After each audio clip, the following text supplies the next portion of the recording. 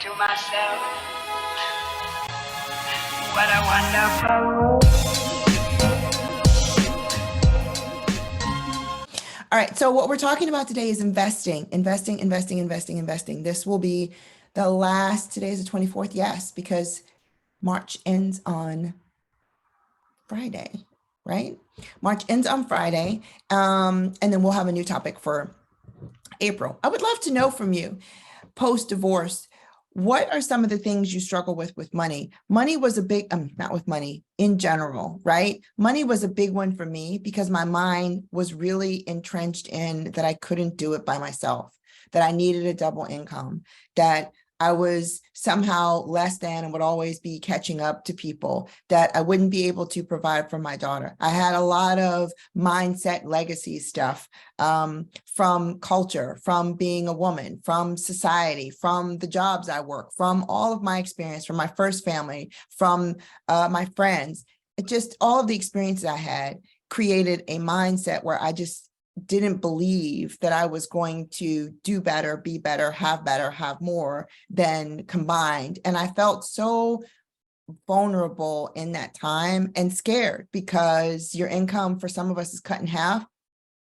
For other people who are divorced, they don't have any income. It's an even scarier proposition because there is no income. There's nothing to cut in half. They're not walking away with a job or a career that they always had and just less money. They didn't have a job or career, or their job was being a homemaker, or they were a stay-at-home dad. It works both ways. There's some gentlemen that are stay-at-home dads as well. So you were working at home, and so you were dependent on your partner for financial support. And when that relationship ends and the financial support is gone, you suddenly question, where is all of your resources going to come? And not just the basics, food, clothing, and shelter, but you're thinking about also Little League or for your kids, or just having a Friday night movie, or going on vacations, or just keeping your lifestyle the same, like not taking a step down from where you were, but keeping your lifestyle even keel. And not just for you, but for your kids, for those of you that have kids, or even if you're empty nesting,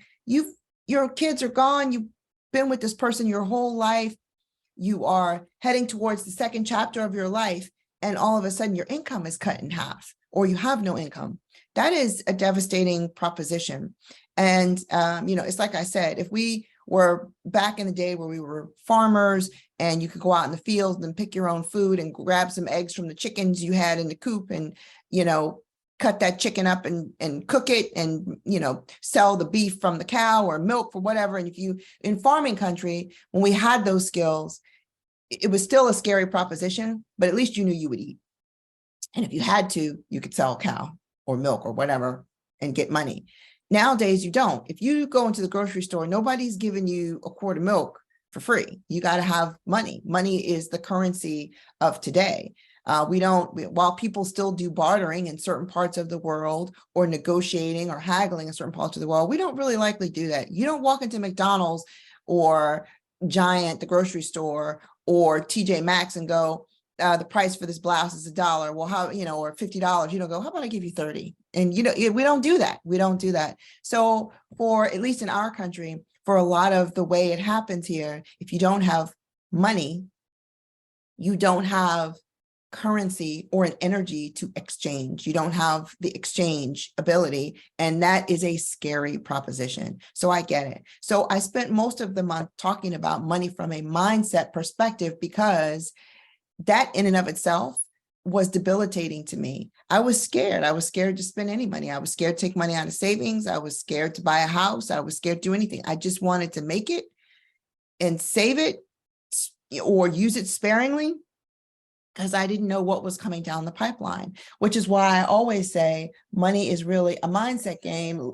more than it is anything else. It was how I felt about it in the moment, not about my earning ability or capabilities or what I was even actually making. It was my emotions around it. It was my belief system around it, and less about the dollars and cents at the end of the column that I added up.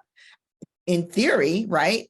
I was making, when I left, the same amount of money as when I was in it, which was good money. It wasn't like I was like, oh, I'm not going to have a place to live. I'm going to be, that wasn't the issue.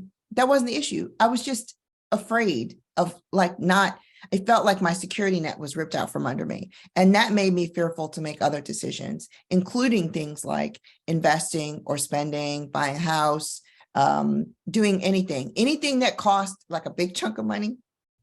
I was really scared. I was scared to spend beyond the day-to-day, which is why I wanted to talk about money from a mindset perspective instead of dollars and cents, because everybody knows. I think one days this week I gave like the top 5 things that Experian asked you to do. And that was like, it was pretty much have a budget, save your money, get rid of high debt, save for retirement, get a good credit score. I promise you, 90% of the people that heard that know that.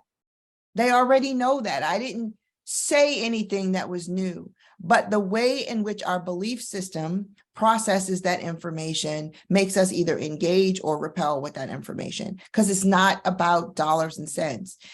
You could Google top 5 money moves right now. You could, and it would give you the 5 things to do. And I promise you, at least 3 of them you already know and don't do. And you don't do them because you don't believe that you can. You don't believe that you can and it not have impact. People mostly don't save because they think if I save money, then I won't have money to spend, which is not true. You just are allocating dollars to spend it, but it's your mindset around it. Or if I'm not worried about a credit score because I do everything on a cash basis, so I don't really need it. Well, you don't know that. To buy a house, you need a credit score. They use your credit score for practically everything. They use your credit score to determine if you get to pay monthly for your car insurance or pay all at once. They use your credit score for so many other things in your life that you need a good credit score. It's just a tool. It's not a measure of who you are in terms of your character. It's not a measure of how you are as a mother or a person or in relationship. It's a measure of your financial health is a way to look at it. But most people look at it as it's just a measure of my debt. I mean, basic, it's a measure of your debt to income ratio. But more than that, it's a measure of your financial health. It's looking at your debt to income ratio as a metric of how well are you doing in managing your high risk debt, which is one of the things that they said to address. A lot of people in this country have a lot of high risk debt. Been there, done that, got the t-shirt, the keychain, and the hat. Listen, I'm not purporting to be perfect. I am not let me give my disclaimer. I'm not a financial advisor. I'm not a certified financial planner. I'm giving the basic tenets of money management, but the premise that I'm giving it to you is on, if you don't get your mind into a wealth consciousness or a money mindset mentality, what happens is it doesn't matter. The best advice falls on deaf ears, not because you don't know what to do, but because emotionally you're afraid to do it. You're uncomfortable to do it. You don't believe in doing it. Now, we have a lot of history and baggage around that. Some of it is from our divorce, whether it's our spouse controlled all of the money. We were bailing out our spouse all of the time. Like we made all the money, but we were investing it in our spouse and always bailing out our spouse because maybe your spouse had a drug problem, maybe they, or substance abuse problem, a gambling problem, or maybe they just didn't make a lot of money, or maybe they just spent money all the time. Everybody's a spender, a saver, an investor. And I can't remember the other one, the 4th one. What did I say? They were spenders, savers, earners, spenders, savers, investors. Everybody's one of those. Some people are to a greater degree than others. If you are a saver, more than likely, most of the time you find most opposites attract. And so you probably married a spender. Or somebody that's a high risk investor, you're a moderate risk investor. You've lost a lot of money believing and trusting in their opinions of things, and then you lost a lot of money.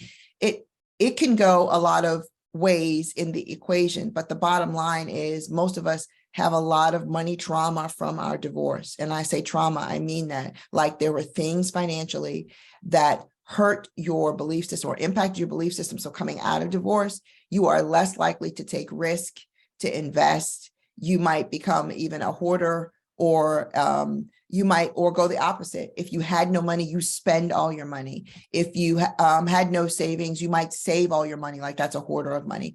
Or if you lost investments, you might never invest, or you might actually start investing and actually be surprising yourself. There are people that go the complete opposite. away. And then there are some people that just hunker down and keep repeating the same negative patterns that they were in. Divorce can bring a lot of money trauma. And the reason that it brings money trauma is it exacerbates existing trauma that you had growing up in your first family, whatever those money beliefs are, growing up in the time that you grew up in.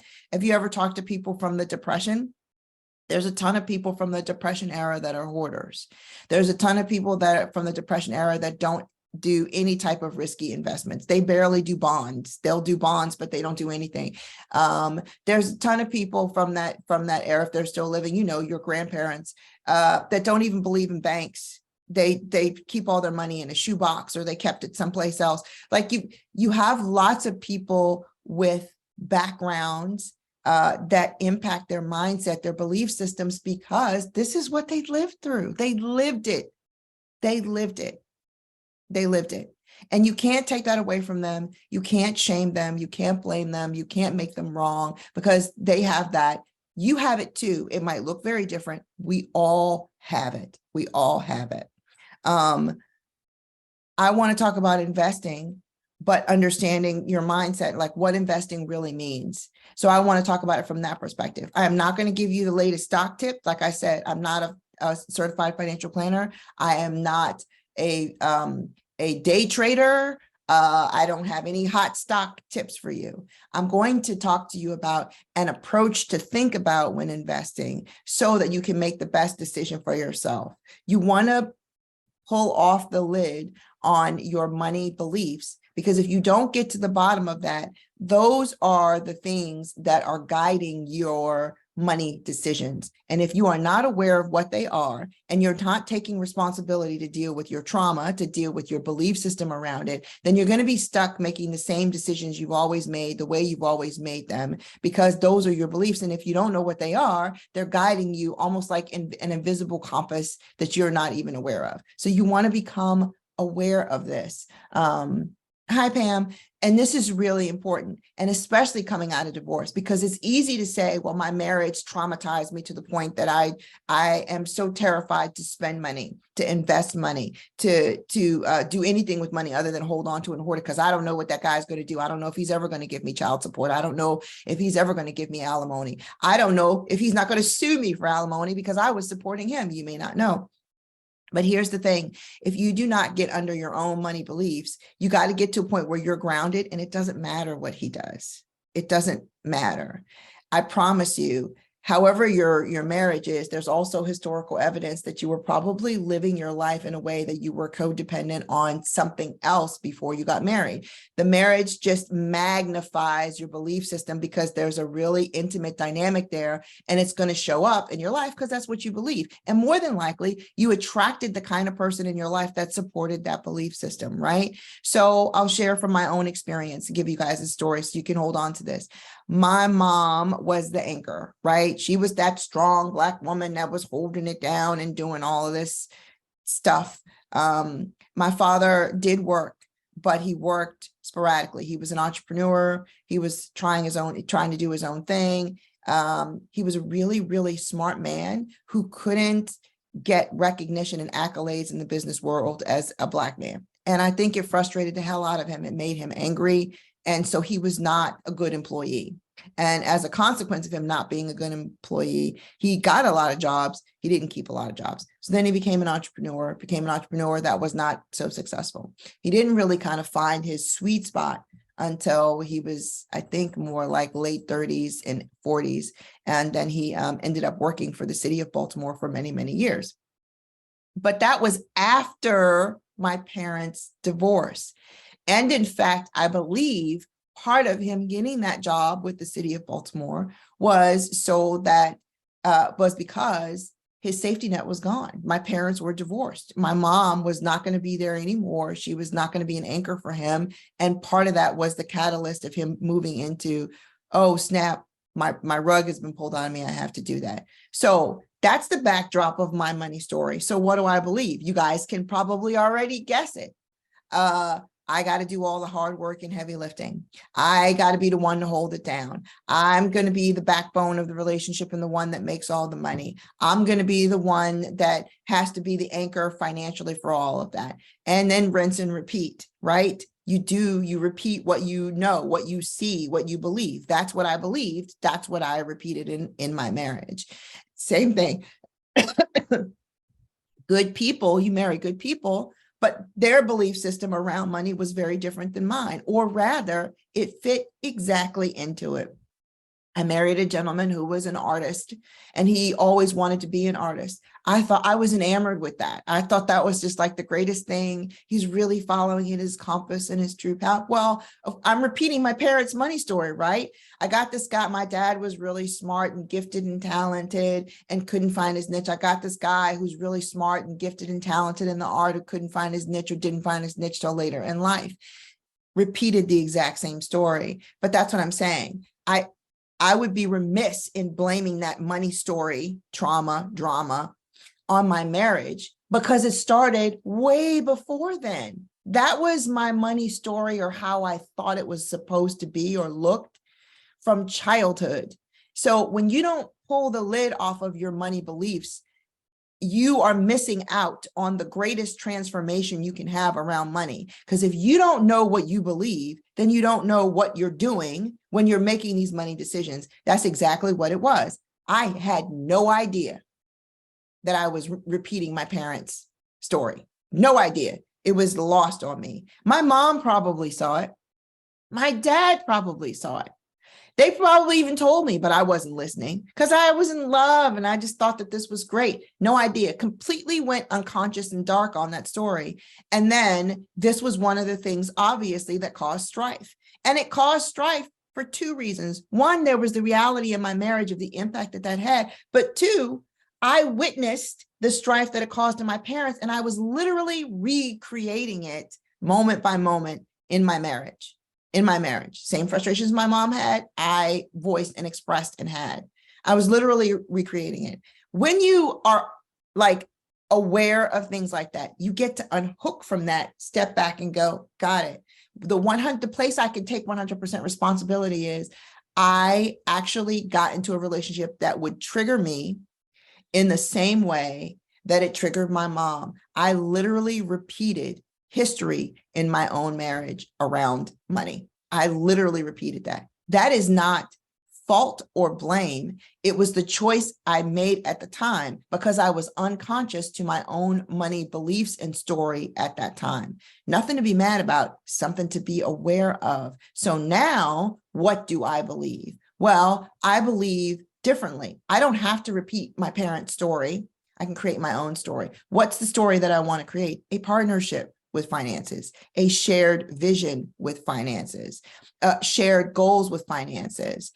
We each aren't doing 50-50. We're each doing 100-100. We're each giving our 100% to a vision that we have of leaving a legacy, of building something for our families that will last a lifetime. I get to create that with a partner. But if I'm not aware of all that history, then what will I do? You go out, you get a new guy, you rinse and repeat. You rinse and repeat. If you're not aware, you must become aware of your money story, your money traumas, your money beliefs, or else you are destined to be on autopilot, rinsing, repeat, rinse, repeat. New guy, same story. New guy, same story. New guy, same story. New guy, same story. You want to drop that. And that applies to emotional as well. It applies to psychological as well. It applies to relationship dynamics as well. It applies to everything. But this month we're talking about money. I want you really to see that because money isn't dollars and cents. It really, really is about what you believe, what you experienced, and the supported societal beliefs and constructs that hold up those beliefs in our lives. Some of them, like that's my story from my childhood, but then there's other stories that are completely supportive. That how many of you were told as people of color that you're going to have to work harder, so, you have to work harder, smarter, longer than everybody else? How many of you were told that? Hand raised, me, all my life, right? So that's another money story, right? And there's some truth to that. There's some truth to that, right? We have been marginalized as a people. I was doing some research, and then you've got stories where as a society, we tried to make it work, where Congress wrote in the ability for people of color to have their own bank. And then you have the collapse of the Freedmen Bank in 1874. there was another bank collapse in 1920. Oh, sorry, Black Wall Street collapse in 1921. We have historical anecdotal evidence where we keep trying to do it right, and the system lets us down. It either takes it away from us or allows it to collapse. There's things that in those instances where people who where non-people of color are able to have access to resources to support, that they would have gotten bailout money. In our case, we didn't. So when people are saying you got to work smarter and harder and you're on your own and you won't have to, like, oh, like there's truth, there's some truth to that, right? So then you have that historical baggage where you grew up in your life. My mom told me a great story in the 70s where she bought her first car in the 70s and she signed the papers. The man gave the keys to my father. So women have been historically marginalized for this, right? I don't think a woman could actually, she could open an account, I think in the 60s, but with a brother or father, there had to be a man on the account. And I don't think it was until the late 70s that they passed like the fair credit or lending, where a woman's credit on her own got to stand for her opening a bank or getting a mortgage loan or something like that. But you remember, they probably did that because women didn't have credit. We couldn't get a credit card or open a checking account without a man. So that whole time, even though they passed a law for that, for us to even establish credit, we had to have those things. We didn't have them. So it's not just your first family. It's not just your upbringing. It's also the obstacles that you've encountered from a societal perspective that shape your money story around investing, around trusting banks, around trusting money, around trusting anything having to do with money, trusting people with money, because your experiences don't support it. If you don't unearth what those experiences are and start taking them apart and recreating new belief systems, you stay stuck in that loop and you don't understand why you're not getting ahead, why your business isn't working, why your investments aren't soaring, why you don't have as much money for retirement, why you don't have the credit score that you want. And it's likely that you're not taking actions consistent with doing that because your belief system won't allow you to. You're not going to be a high risk person investing in stocks and bonds if you lost your retirement in the divorce, or if you lost a lot of money on the .com bust. Like, that experience teaches you something, and you're not going to run out and do the same things over and over again. What's the definition of insanity? Is doing the same thing over and over again.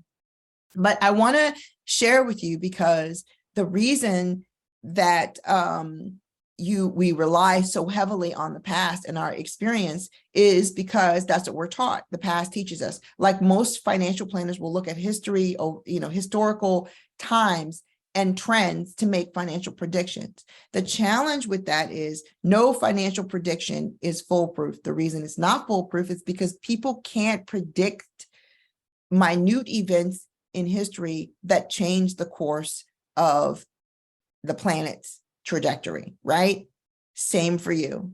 You can't predict. When you got married, would you have predicted your divorce? You can't, it's not predictable. And so when you got married, you built a financial future premise based on what you knew at that time. Then you got divorced, and now it's very, very different. You couldn't have predicted that. That's not a prediction. And even if at one point you were like, I think this is going south, it's not one that you would have embraced and start making financial decisions based on the fact that I'm going to be divorced in 10 years. It's just not what we do. So, the 2 points I want to leave you here with mindset is all of that history, societal constructs supports your belief system, but you got to know what that belief system is so you can pull the curtain back, really look at it and ask yourself, is this ultimately true? Is it really true? Is there another way to do this? What do I choose to believe? What can I now choose to believe? I'm not a kid anymore. Society has some constructs, but there's always a workaround. For every person that's been thwarted with banks and money and investing, there's a bunch of people that have not been, that are very successful with investing, with venture capital, with creating a bank, actually, with creating financial opportunities. For every person that's not, there's people that I can point to that are. There is a way to do things, but you gotta believe that there's a way to do things, and take actions consistent with that belief to do those things. And that is really the critical point. That is really the critical point. If you don't, it doesn't matter what you do. You will always make choices based on your belief system, and those choices will support typically that belief system. If you believe the sky is falling, of course you're not going to invest because the sky is falling, right? If you believe investments are the surest thing on the planet, then of course you're going to invest everything you've got, because investments are the surest thing on the planet. Neither one of those statements is 100% true. Investments are about risk tolerance. What you believe, you can make investments aligned with your values. You can make investments aligned with your risk tolerance. But those are decisions that you get to choose to make from a conscious, not subconscious level, so that whatever your choices are, they support your values, they support the goals and vision that you have for your life, and you are emotionally grounded enough to stay the course with that, because you're not making a knee-jerk, hairpin trigger decision around money because you just got divorced, or you're getting remarried, or you want to protect your assets, or you're afraid he's going to take it all, or you put all this stuff in a prenup so that nobody can take your money from you ever again, et cetera, et cetera, et cetera. There's all these ways. Or you want to avoid being your mother, you want to avoid becoming your father, and so you do all this crazy stuff. Forget about that. Forget your mom, forget your dad, forget society. What do you want to do? What do you believe is possible for you? Deal with that. Deal with that, because that's the place you should be making every money decision. Not from your past, your parents, not from society, not from your marriage, failure or success. Even people who have successful marriages. What is it that you want to do, create, have, be with respect to money? Align your beliefs with that, your values with that, your vision with that, and then make decisions regarding money based on that. That's it. Now, I wanted to get into investing now that I've cleared that way, investing, because let's talk a little bit about investing. Investing ultimately is defined as putting your money to work. That is the simplest and shortest definition. Most of us don't think about putting our money to work. Most of us have the frame that we work for our money. We work hard for the money. My screen twitched when I was singing. I don't know if that was because of my voice or because I was doing a song. But anyway, she works hard for the money, so hard for the money. There you go. That's how most of us view money. I work hard, I get money. I work hard for this money. But do you ever consider how to make your money work hard for you? It's a good question. I don't think that I was even trained to think like that until my first job. So that's what, 21, 22. My first real job where I had benefits and a 401k. And the concept was so foreign to me, I didn't get it. I don't think that I got even the 401k conversation until maybe mid to late 20s. And even then, it wasn't in my bones. It wasn't in my heart, because it just felt like something out there. And especially when you're young, retirement feels out there. It doesn't really feel like it's anything you should be concerned about. It's so far down the road. And I was remiss in that. I wished, and I talk to my daughter about it all the time, I wish somebody had explained to me the power of compound interest and time, which is the biggest money hack on the planet. Talk about that later. Nobody explained that to me. So the concept of investing, risk tolerance, saving, compound interest was really lost on me. We just didn't talk about it in my family. And for a lot of people of color, that's just not what we do. You know, and I'm speaking from that place because that's how I grew up. I don't know how it is in other families. And I know how it is. My dad, as a girl, didn't really talk to us about money either. Now he talked to us about some things with money. And I think because he had to. I think if I were a boy, he would have went way more in depth with lots and lots of things. but I wasn't, and he didn't. So I got what I got. No blame, no shame. That's how things were back then. That's how people were raised. It's important. I'm trying to think of the woman's name. I think her name is Barbara Stanwyck, but you can look up her story. She tells a great story about this. And she has money, by the way. She is the daughter of one of the people that founded H&R Block. And she does this whole money series. She's one of the people whose work that I followed. And I followed because her money story is interesting because she had money and she made mistakes with money. And see, we all keep thinking, well, if you have money, it's not a big deal. You're going to make mistakes. It's not a big deal. No, her mistakes were impactful to her, even though she had money. She abdicated. Like I said, it was the times people grew up in. She didn't manage her money. Her father managed her money. Then her husband managed her money. And when she got divorced, this was the catalyst for hers. She realized her husband had been mismanaging her money, but she had not been present to it because she had just, this is the way things are done. And she'd thrown her hands up, lesson learned. But look at that trajectory, that through line. Father manages money, gets married, husband manages money. That's her story. That was her story up until the moment it wasn't her story. And she had to step into something new. I share this to say she knew all about interest, investing, like she grew up around this. She just didn't do it. And then she had to quickly learn at an in-depth level, what does that mean? The power of compound interest, the power of, investing and taxes. She had to suddenly learn the real nuts and bolts of it. She had a general understanding of money, I would say, but she would say in the story, as I recall it, and I could be wrong, as I'm remembering, I read this a while ago, but she said she didn't really get taxes and the implications and all of this other stuff because she wasn't handling the money. She didn't understand it. This is what happens. She might have been around conversations about money because her father owned H&R Tech. There's things I'm sure she knew by osmosis. She got it, right? There's things that we know by osmosis. She didn't do them because the way in which her background set her up is that she didn't need to do them. She was a woman. She was well cared for by her father and she was well cared for by her husband. I think she had trust fund money that transferred over, much of which she said she lost because her husband was not doing the right things with her money. So she lost big time. So it doesn't matter whether it's if it's $100,000 and you're not involved and you've got all this historical stuff and you lose, or $1 million. It's proportionate to scale. You're going to lose money if you're not in touch with how it works, what you need to do, and you're not managing it, and you're not understanding what it is that you need to do with it.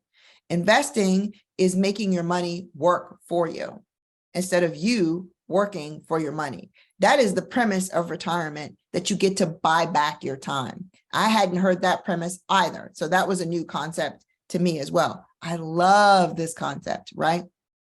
Every day you go to work and you are paid an hourly wage for your work or an annual salary for your work, right? In retirement, you get to pay yourself to do nothing. You get to pay yourself to do nothing. Retirement, as I said on the last one, is a relatively new concept. People didn't retire. Most Americans have been farmers and workers right up until the very end, right up. It's only the last 30, I think it's like 40, 50 years that retirement as a concept has really come into our mind. And we're now talking about and educating ourselves. As a society, it wasn't what we've done. So it's a very relatively new concept for humanity in this country.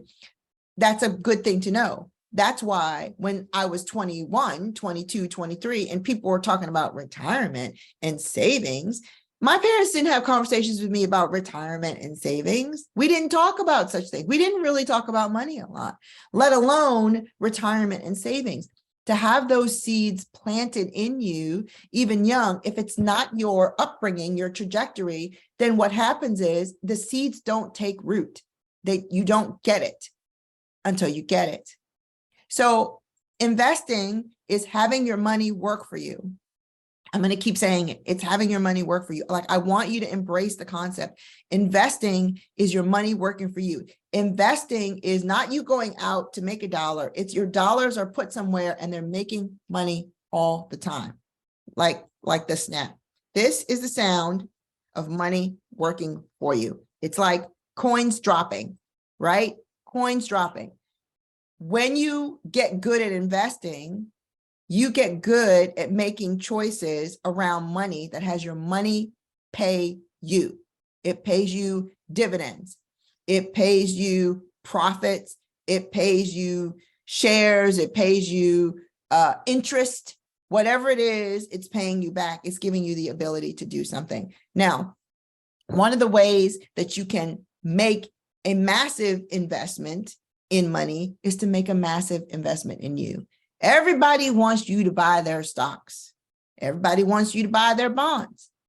Everybody wants you to buy their stuff, their water, their pens, their pencils, their phones, their computers, their this, their that, their that. If you really want your money to work for you, start asking yourself, if I buy this, what's the return on investment, the ROI? What am I going to get out of it? Sometimes the return on investment could just simply be joy. My daughter and I are going to go to the movies tonight. We're going to see John Wick. The return on investment is the joy. Spending time with my daughter. It's a movie we love. We've been following the series. We're going to go to the nice movie theater where they serve you the food and lean back in the chairs and all that. It's going to be a good time. I'm going to really enjoy it. The ROI on that is joy, and it's worth it. It's a relatively low investment, right? The movie tickets and the food for an evening of quality time with my girl, right? Worth it. Then there's education. You can invest in education, degrees. Every degree is not unilaterally gives you the same return on investment. Some degrees, pharmacology, nursing, becoming a doctor, give you an immediate, like you can actually get a job immediately following that at a substantial wage. And if you had debt, you could pay it off in short order.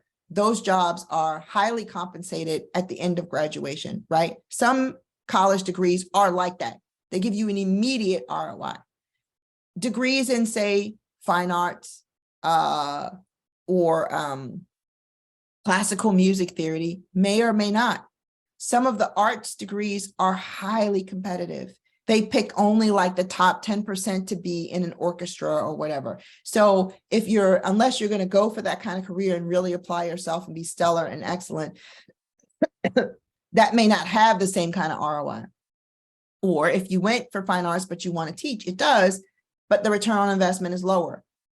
Education is still never a bad thing. Certifications have good ROI, return on investment. You can never go wrong investing in yourself in education. The biggest return on investment is the one that you invest in yourself, whether it's watching something like this, going for a certification, getting a degree, taking a class, buying a coaching program, buying a certificate program. It doesn't matter. Anytime you invest on yourself and you apply that knowledge, you can get exponential return on investment because your knowledge is compounding over time. Whatever you learned from elementary, you added middle school knowledge, then you added high school, then you added college, then you added certification, you're adding your experience, you're adding that cooking class, you're adding that speaking class, that communication class, you're adding all of these things. You've had all of this work experience. You are compounding over time your investment in yourself. It is the biggest and best investment you will ever make in your lifetime because knowledge and education and information gives you the power. It isn't in and of itself power unless you use it, but it gives you the power. It puts the power in your hand to now control where you're going to go next, to make better money decisions, to seek better money advice, to engage a certified financial planner, to get psychotherapy to unearth your money blocks and why you keep gambling or spending money on things you know aren't going to work. why you keep picking poor relationships, why you keep partnering with people who steal your money, who rob you of your money, why you keep creating codependent relationships with people who use you for your money, right? It empowers you. If you have the education, you have the knowledge, you have the information, you have the experience, you now possess the power to change and control the trajectory of your life. You will never go wrong with that investment. That is how you make your money work for you. You invest in you. And when you invest in you, you make better money decisions. And when you make better money decisions, you are making your money work for you. What people try to do is get rich through stocks and get rich quick schemes and all of this stuff. It is not a replacement for knowledge, education, and information. It is not. You can go on YouTube and click the link of the guy that says, I'm going to teach you how to make $1,500 a month. Even if you learn that program, if you do not apply common sense and do what it is that they're telling you that they're going to do, and use your experience and your own knowledge of what you know about business or the area that you're working in, take the coaching and actually apply it and take actions consistent with whatever you're learning and whatever you know, then it's an investment that falls on deaf ears. So many people attend college, buy a coaching program, get a certification, take a class, but they don't apply what they've learned. It's basically like, it's more like it's a low, what do you call it? A low return on that investment. It's like kind of buying bonds are guaranteed 3% interest. Taking a course is like guaranteed. You will know it. You know it. Now, whether you apply it, who's to say? You will get out of it what you put in it. It's not even like a bond, because at least with bond, you get 3% interest. I know people who've taken courses, they don't do anything with it. They've never used the knowledge. At least with the bond, you're guaranteed to get whatever you've locked in on that bond rate, you will get that interest rate back no matter what. People will buy courses and invest in themselves and do absolutely nothing with the information that they've gained. If you don't apply the knowledge, then it's not, it's an investment that just went bust. And not that you can't reactivate it at any time, but if you don't apply what you've learned, you've basically taken the money you spent and thrown it out of the window. You basically thrown it out of the window. So it is important that to make your money work for you, you need to take actions consistent with making your money work for you. There's some work in it you got to do. You might have to learn something new. You might have to take an action consistent with that new learning, and then let your money education work for you. The biggest, best investment you can make is the one in yourself. Once you've invested in yourself and you're applying the knowledge, now you have opportunities galore. It might be your investment in yourself is, I need to understand what certified financial planners do, and I need to hire one. That could be the total investment. I need to go over my portfolio. Every time this person drops a new term, I'm going to take a finance class. I'm going to look it up. I'm going to know what he's talking about or she's talking about. So when they make a recommendation to me, I am on it. I feel comfortable. I feel like that recommendation is aligned. If it's not aligned, I get to say so because I trust my own knowledge about what they're saying. I'm not going to hand money over to somebody and write checks when I don't really know what's going on. I'm going to do my part is to understand what their recommendations are and to conclude if they're in alignment with what I want to do with my money. That's my part. That's applied knowledge. That's me investing in me and then investing in having my money work for me. But it's not abdicating responsibility. The thing about knowledge and education and information is it really does empower you if you apply it, but you've got to get in the game and actually apply it. You actually got to apply it. The best and biggest investment you will ever make is yourself. But the worst, the worst mistake you can make with that investment is to do nothing with it. It's like inheriting $1 million and burying it. So I'll end the story with the parable of the talents. And everybody knows the story where a king gives 3 men 10 talents. This was the currency of the day. And one man goes out, starts a business, multiplies it to 100 talents. Another man goes out and he uses the money, and he does good things with it, but he doesn't multiply it to the degree that the other guy doesn't. And I can't remember what he did with it now that I'm thinking about it, but he doesn't use it to the degree that the other guy does it. So he's got some return on investment, but not like the other guy. He doesn't crush it. He does some things with it. The other guy buries the money. He basically digs a hole, puts it in there, covers it up. So the king comes back and checks on his money. Like, what did you guys do with the money that I gave you? And the other guy says, well, I knew you were a smart man who makes good investments, and you're a king, and you would appreciate the multiplication of said funds. So I went out and did all these things that I've multiplied. And here's whatever. He gave him 10, here's 100 or 1,000 back on your investment. This is what you've done. And the guy is like, that's amazing. And the other guy says, well, I knew you wouldn't want me to waste it and do anything risky. So I invested in people and built up this stuff. And so I didn't get as much money back at his, but these are all the things that I created and, you know, donated money and made a statue in your name or whatever he did. He did something moderate with it, but it wasn't to the degree of the other guy. And he asked the other guy what he did. And he goes, well, I knew you were a man who doesn't like to lose money. And so I buried it. And so here's your money back. Exactly as you left it, like I didn't do anything with it. And the king was basically pissed off because he said, look, I gave you this money to do stuff with it, and you stuck it in the ground. You didn't do anything with it. That doesn't help me. It doesn't help anybody. You literally helped no one. You didn't even help yourself. You didn't even spend it on you. You didn't spend it on yourself to do anything. You buried the money and did nothing with it. I could even see if you spent the money and educated yourself and it didn't go well, but you didn't do anything with the money. You just buried it and left it alone. This is not a good idea. He multiplied the money that the first guy got, and I think he gave him more. And basically the moral of the story is, you know, to whom much is given, much is required. And if you give people stuff and you do good things with the money that you have, more will be added unto you, right? For this guy, I think he ends up throwing him in jail or something like that.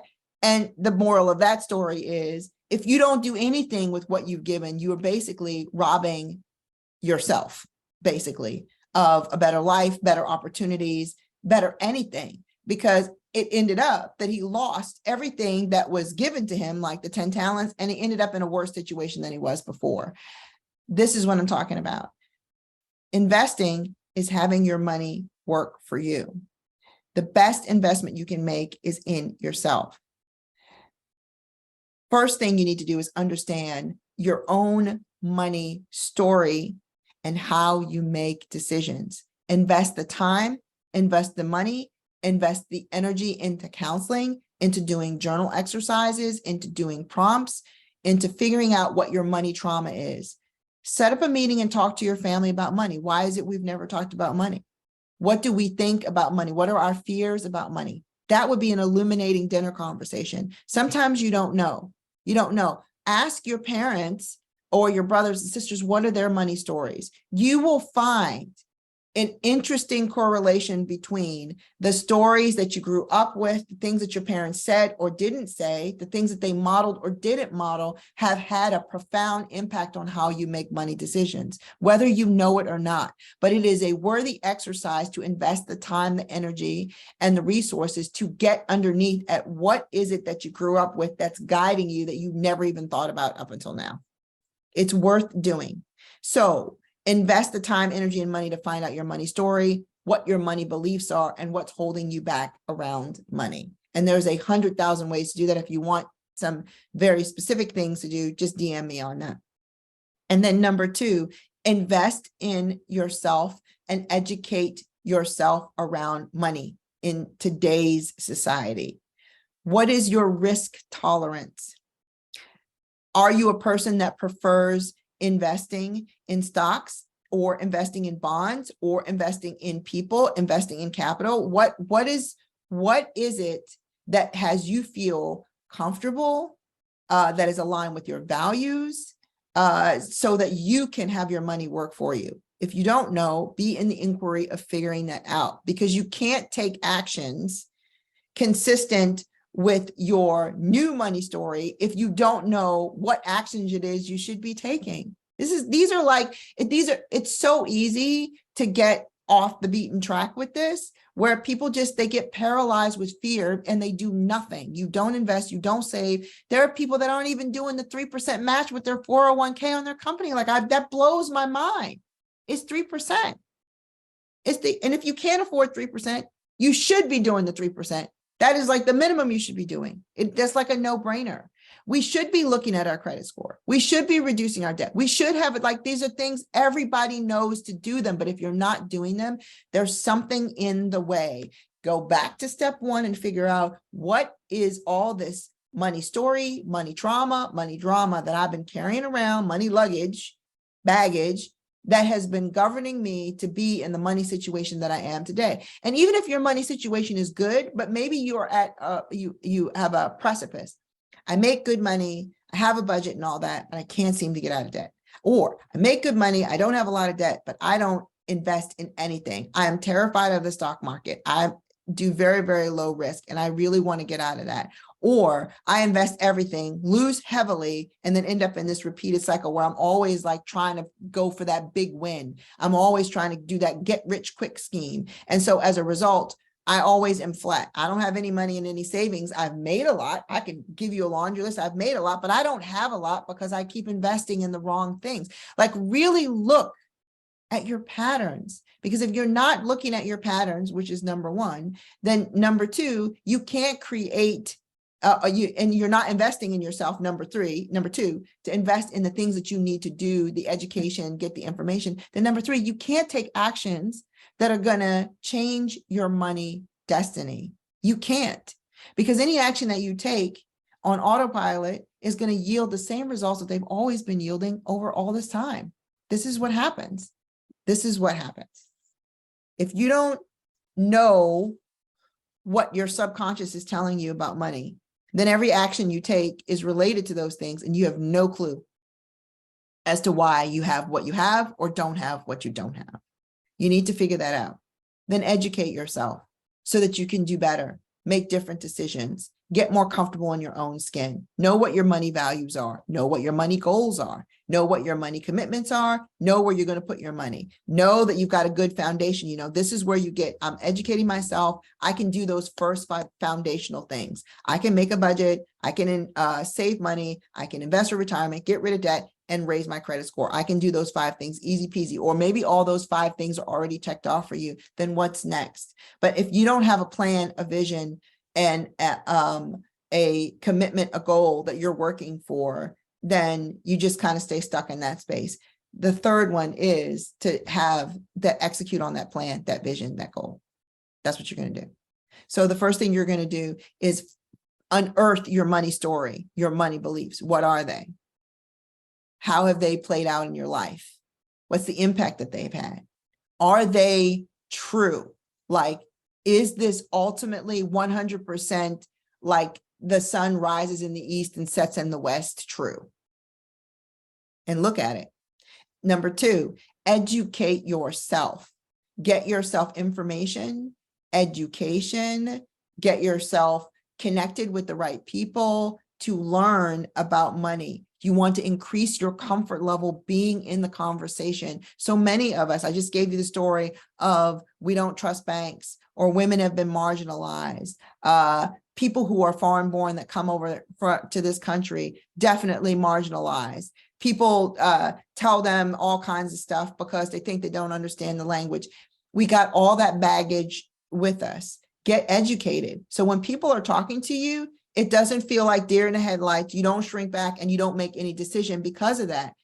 Speak. When people are speaking to you, what you want to do is I know exactly what they're saying. I'm going to go home, I'm going to look up, do my research, do my homework, and then I'm going to come back to the table with a recommendation or a yes or a no based on what I know to be true and align with my values. Just because you get a CPA or a CFA or any financial advisor doesn't mean you got to do what they say to the letter of the law. You are in control of your destiny. If you are educated, you have the information, and you know what your vision is, you know what your goals are, you're going to make decisions that feel comfortable and right for you.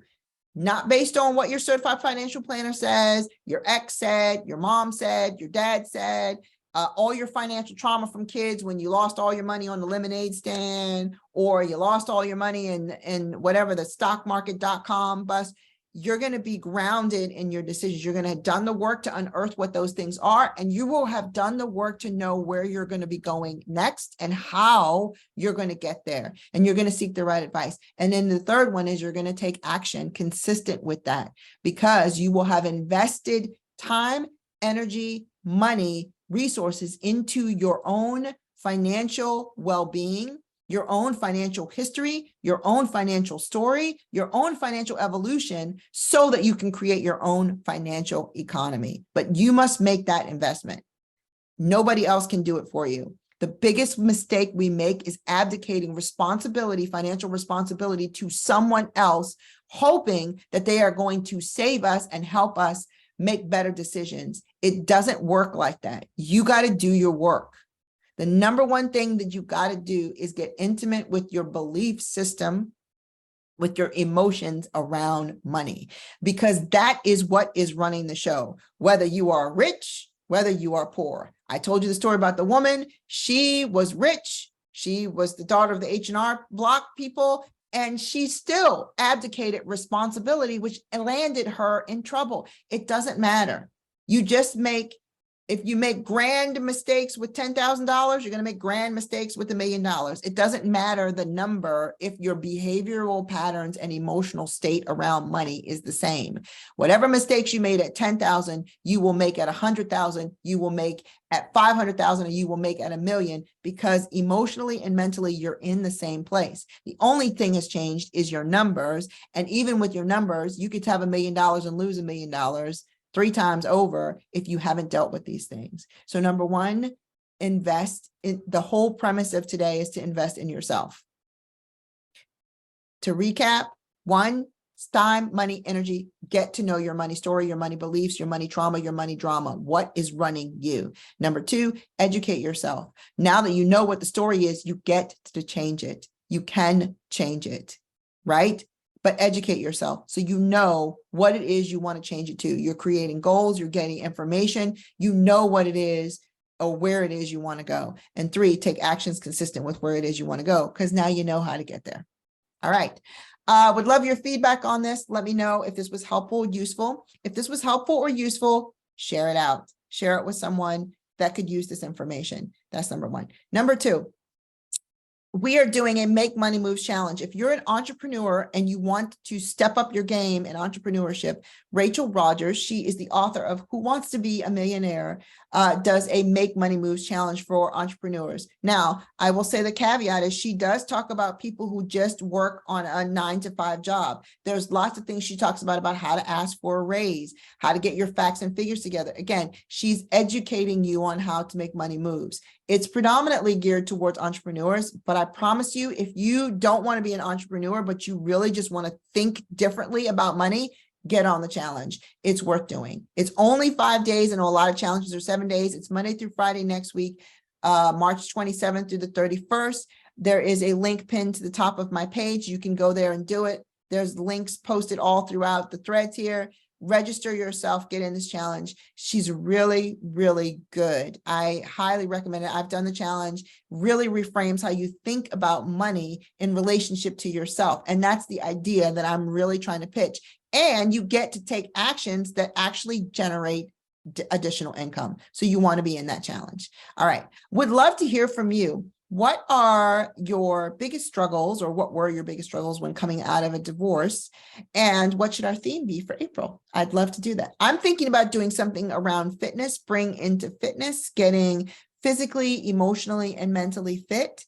Next month is stress management month. It's also like it's spring. We're going to be getting out more. The weather's warming up. kind of want to do something more physical. So I would love to hear from you. What would you like the theme to be so that I can focus in service and support of you? A lot of people are coming out of divorce. People's divorces are now getting finalized because the pandemic is over. Their court dates have come up. What would support you in moving forward to the next level? I want to hear from you. Let me know what that is, and we will take that to the bank. There you go. I like that saying. All right. So have a sensational Saturday. Make sure you do something to celebrate you. Celebrate something you've done. Celebrate something, how far you've come, or celebrate who you are, right? Do something today to celebrate you.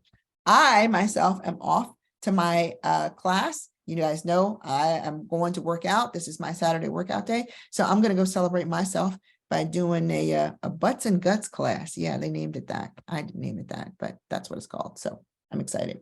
All right. I will see you next month. We're on April Fool's Day. No, I will still be going live on April Fool's Day. Yeah, that's kind of funny. But I'll see you next month. It'll be next month when we meet again. It'll be April. God, the year is flying by fast. So I'll see you next month. And I look forward to seeing you then. Have a great Saturday. Happy Sensational Saturday. Celebrate you today. And I'll see you next week. I think to myself, what a wonderful world.